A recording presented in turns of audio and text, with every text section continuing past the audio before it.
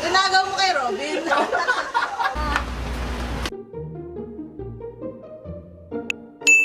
Magandang araw!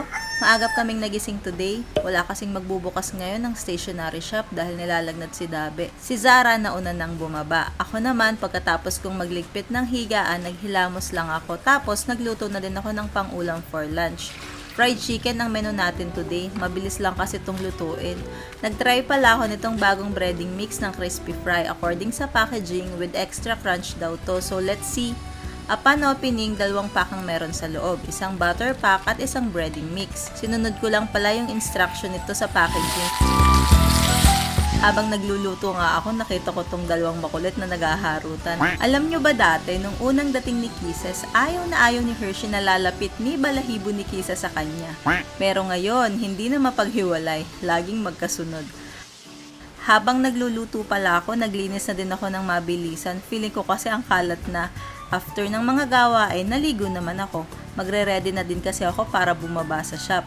Pero syempre, before anything else, skincare muna. At ang pinaka-importante sa lahat, sunscreen. Kahit hindi ako lumalabas, naglalagay talaga ako ng sunscreen. At para medyo fresh naman ang kahit papano, konting blush tint lang tapos kilay. Maybelline Tattoo Brow pa lang ginagamit ko sa kilay. At kasi nito ang everyday look plus hindi pa madaling mahulas. Pagkababa ko nga, kumain na din ako. Ito nga pala yung USB adapter na in-order ko sa Lazada. Super mura lang nito. Nahihirapan kasi akong mag-transfer at save ng videos dito sa iPad kaya nag-decide ako na bumili na nito. Nung una hesitant pa ako baka kasi hindi gumagana. Pero ayan, lifesaver talaga. Mabilis na akong mag-save ng mga videos na i-edit ko. At dahil wala masyadong deliver ngayong araw, inutusan ko munang maglinis tong 4 dito sa kabila.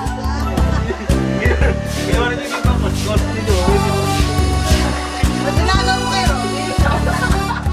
Patawa pa dahil nang makakita ng camera tong si Zoe, inagaw niya talaga yung brush kay Robin.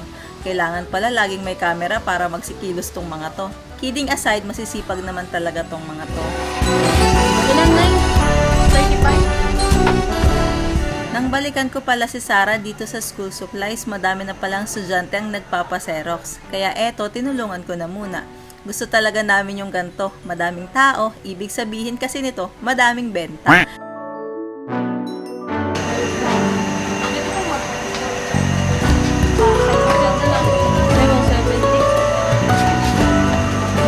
Hindi pa nga kami nakakaupo, meron na naman. Hindi ako nagrereklamo ha, gusto ko pa nga more. May Gcash din pala kami dito sa shop, kaya if ever magawi kayo dito sa shop namin, available po ang Gcash in and cash out. Kakaupo nga lang ni Zara, meron ulit. Akala ko pa siyang magse-xerox, ako pala. Kapag gantong madamihan na kailangang i-xerox at isang size lang naman, dito sa feeder ko na lang nilalagay lahat para hindi na ako mahirapang magtaas baba nitong glass. Mas mabilis kasi at hindi pa mangalay. Diskarte lang ba? Sa dami ng customer na pumasok, hindi na din namin namalayan na umuulan na pala. Around 6 PM, nagsasara na din pala kami ng school supplies. Wala na din kasi masyadong napasok ng gantong oras. Sarado na ang Kapitolyo, tapos hanggang 5 PM lang ang pasok ng mga estudyante. Kaya ayun, after dito sa school supplies, sa sari-sari store naman ako tatambay. Pagpunta ko ng tindahan, may pa-surprise akong Jollibee. Kanina pa kasi si Zara nagpaparinig sa akin ng merienda. Kaya ayan, spaghetti lang naman to at burger. Damay-damay na din to, merienda at dinner. After nga namin kumain, trabaho na ulit kami hanggang 9 PM. Ang dami nangyari no sa loob ng maghapon. Huwag kayong magsasawang manood ha. So bukas ulit. Thank you for watching. Bye-bye!